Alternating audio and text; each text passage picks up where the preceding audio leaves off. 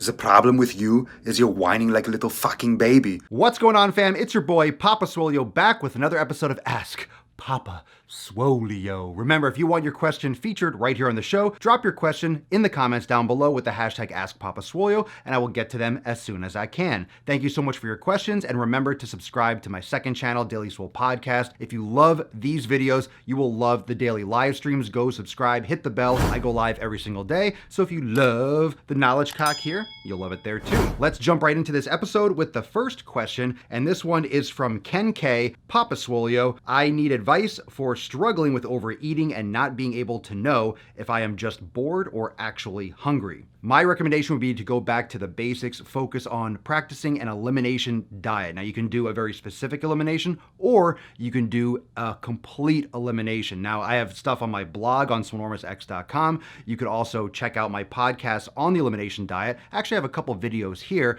and pretty much it's a systematic elimination of highly inflammatory foods for the general population that might be affecting you. So you kind of get a feel for which foods your body reacts best to, and then you go from there. Usually, if you have poor eating habits, poor time management, poor hydration, you don't have a consistent schedule, and you're not really plugged into your nutrition, you're gonna have these ups and downs, you're gonna have all sorts of cravings, this, that, and the other. So go back to the basics and start from scratch. Question from Janny Glez. Papa Swolio, would you rather do a 10K race or take a CrossFit class? Gotta choose one and why. I probably do a CrossFit class and I do the lifting parts and probably don't do anything stupid. I wouldn't do anything ridiculous like 30 cleans or something like that. I don't know. I mean, I've done both and I really don't prefer either one. So it's a silly question. Thought I'd address it, but I would do something with lifting. I'm not really into long distance running anymore. Question from Matthew Mayo. Papa Swolio, what are your thoughts on flavored seltzer water? I know it's not as bad as soda or energy drinks, but is it bad for us? I would not consume any products with natural flavorings if I can help it. You know, if you're doing something, I don't really promote pre-workouts or supplements, but if you're gonna do something like that, you know, you're gonna have some flavorings or you're gonna take some raw ingredients. But if you're doing something like a drink, drink water. Drink water. There's nothing natural about it. There's nothing natural in there that's making it taste like lightning raspberry, that's tingling your taint. There's shit that you don't need. If you want hydration, drink some freaking water. Question from Dan Nex. Papa Swolio, can you share some beard maintenance tips? What kind of beard oil do you use and how do you straighten it? I use a small, like 1/2-inch straightener. I'll put some oil in it before and then I'll straighten it and I'll comb it. Of course, I wash it and stuff. When you choose an oil for your beard, I don't have a brand that I'm going to recommend to you right now, but I would recommend, I don't know if it's jojoba or jojoba oil, argan oil. Make sure it doesn't have a lot of extra fragrances and, things like proprietary blends that you don't know. Make sure it has natural oils and choose one that feels good for you. I don't like really watery ones. I also don't like really greasy ones. So generally what I do is I'll put some kind of like a light oil in, I'll straighten the beard, and then I'll use some kind of a beard balm actually, because I tend to get some flyaways. I have a little bit of a coarse naturally beard. So after I straighten it, I just kind of use a little balm to make sure that you don't get any ones trying to escape, trying to get out of here, get back in there. You know what I'm saying? Question from Pole Lioness. Papa Swolio, how do you prepare and cook your organ meats? Depends on what it is. I have my grass-fed beef. I have some beef heart that's mixed into it. So I just cook it like I would normally cook ground beef, whether I break it up or make patties out of it. If it's something like beef liver, I've actually chopped it up into really small pieces when it's like almost partially unfrozen, and I will refreeze it for like 2 weeks, and I'll just usually take it like a pill, frozen. So it kind of scratches on the way down, but I got kind of tired of eating beef liver. I don't really like the taste. I was into it for a little bit, but then after a while, it just kind of gets gross. So I don't recommend you eating raw meat, but after a certain period of time in the freezer, the bacteria is kind of dead, and if you get high quality meats, 100% grass-fed beef liver in little pieces that's been in the freezer for a minute, I've never had any problems with it. So I'm not recommending it, but you're asking how I prepare it, so that's what I generally do. Generally, it's the beef heart mixed with the ground beef and some beef liver, but I haven't had beef liver in a little while. You just reminded me I need to take some out and get back to work. Question from Christopher Samano. Papa Swolio, what do you think about protein isolates? I stay away from regular whey since it hurts my stomach, but isolates have usually been nice to me. What do I think? I don't consume them, so I don't think anything of them for me. If you like them and you want to consume them and you're fine spending money on them and That's up to you. I have no whey protein isolate that I would recommend. I'm not going to sit here and be like, yeah, you need to take that. You don't. I don't take any protein powders.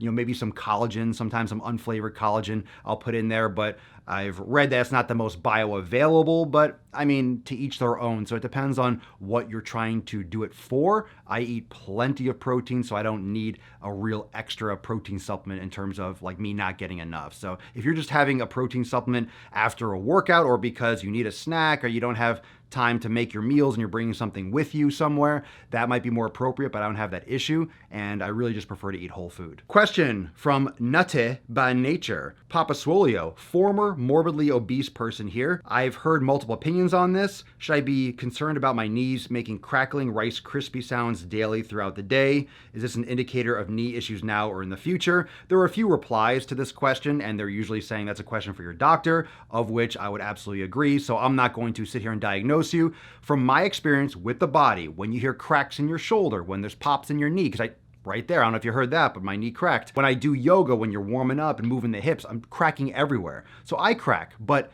usually, for me, no pain, no problem. If you're not getting a lot of pain, if I'm not getting a lot of pain, for you, I don't know what's going on with your situation. I would get that checked out. Because you're morbidly obese, you might have some other stuff going on because there's a lot of pressure in your knee joints. But for me, if there's no pain, generally no problem, but you know your body better than me. And again, like everyone else said, I would recommend you go see a physician just to be sure. Question from late November. Papa Swolio, what are your go-to glute activation exercises? Hip bridges are fantastic. Also, lateral tube walks are great. You could also do single leg hip bridges. Even things like floor cobras, where you are activating your glutes while you're doing upper body exercises, because your glutes are really the center of your body. They're controlling the base of your core. So when you're doing upper body exercise with the glutes engaged, that's also very important. So I do like hip bridges, single leg squats, single leg balance reach, and also lateral tube walking are fantastic. Question from Rivrox17, Papa Swolio, do pyramid sets, warm-up sets, supersets, drop sets, etc. all count individually towards volume? What is volume in training actually comprised of? Volume is a combination of sets, repetitions, and the overload and whatever weight you're lifting. So of course, time under tension adds towards progressive overload, and it's just an overload on the body. How much training are you doing in a period of time? So for example, using the example of volume of training and frequency of training, let's say you're doing each body part once per week and you're doing 10 sets. You might want to start training each body part twice a week, but then do only 6 sets per workout. So now you're doing 12 overall sets in a given time period rather than 10. So you're getting more overall volume by doing twice a week with a little less volume in each workout rather than one time more volume. So yeah, all the subsets of drop sets and this, it's all sets, reps, and the resistance that you're using will attribute to volume. Question from Rainbow Sheep.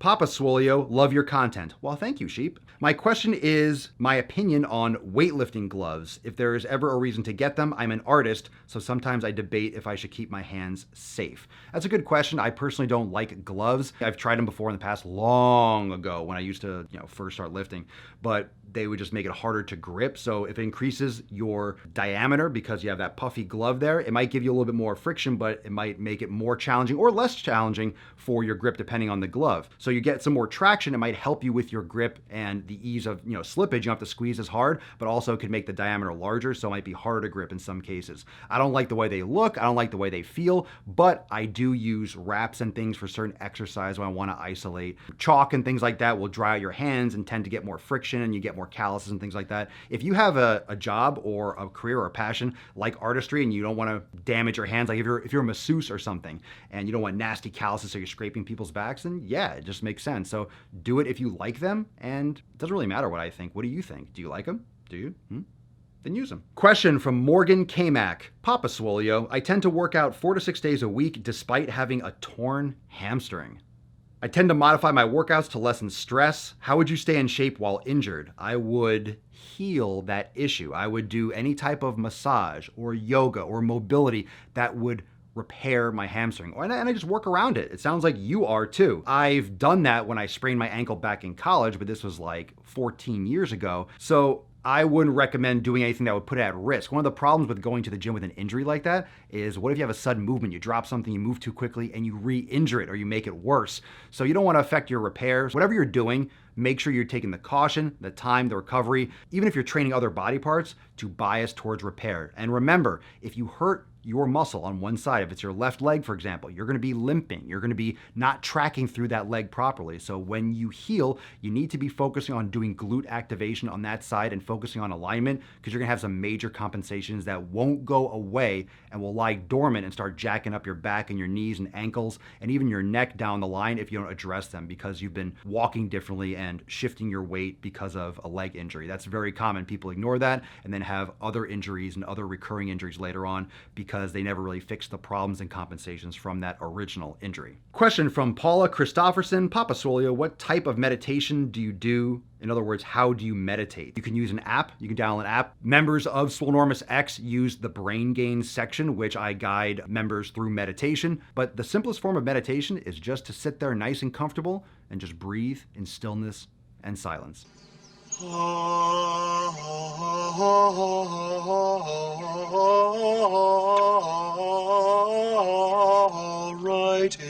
then. That's really all meditation is. And then all these little different tweaks and different styles are either breathing methods or things that you think about or directions that you go and emotions that you bring up on purpose in order to sift through things. But really it's a time for you to be still and allow your mind to just get used to passing information by and letting it go and moving on. It's just a way for you to clean the closet, essentially.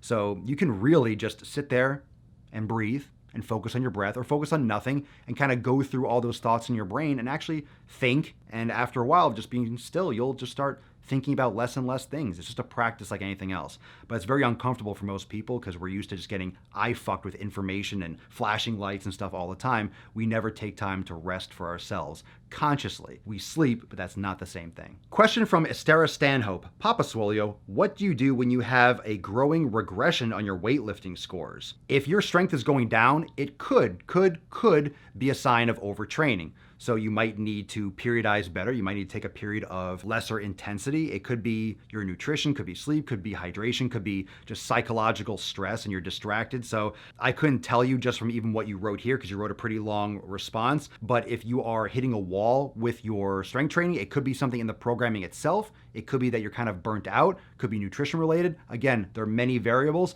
but I would look at all those factors and maybe adjust one or two at a time. That way you can isolate that so you can mitigate that in the future. Well, thank you so much, everyone, for joining me for this episode of Ask Papa Swolio. Great questions. And remember, if you want your question featured here on the show, drop your question in the comments down below with the hashtag AskPapaSwolio, and I'll get to them as soon as I can. Also, subscribe to my second channel, Daily Swole Podcast, so you can catch the live streams every single day. And head on over to Swolenormousx.com if you want to check out more of these things, the articles in the blog. You want to check out some apparel. You want to check out some more nutrition, training, all the memberships and stuff that I've been mentioning here with the yoga class, with the meditation. It's all at Swolenormousx.com, and those links are in the description down below. So again, thank you so much for being here, and I'll catch you real soon on the next episode of Ask Papa Swolio. Peace. Click the link, motherfucker! Click the link! Click the link! Watch another video, like and subscribe. I know you want to. You know you want to. Come on, everyone knows you want to. You love Papa Swolio. You love the man bun. You love the sick bugging gains. You love it. Oh, oh, oh. You love it. Oh, oh, oh, oh, oh, oh.